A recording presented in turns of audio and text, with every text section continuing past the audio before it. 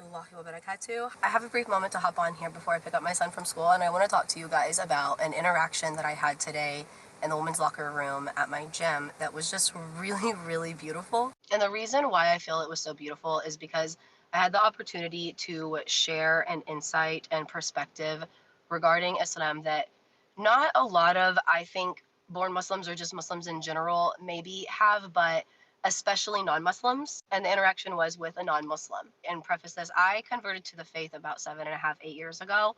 And the way that I studied and learned about the concept of hijab is what I soon began to realize is not how it's like commonly taught or really perceived amongst the majority of like Muslims that I meet or Muslims that I find online, at least not amongst the mainstream. And I'll clarify, I don't think that that invalidates it whatsoever. I just think that there becomes like, for some reason over time, like a standard rhetoric. Like when you look at even a lot of mainstream scholars who use the word hijab to casually reference like a woman's headscarf or covering, they will even have lectures on how I actually don't know how the word hijab started to refer to a woman's covering when like in Quranic and Islamic hijab, that wasn't the word used. Original Arabic word for hijab is not headscarf, it's barrier.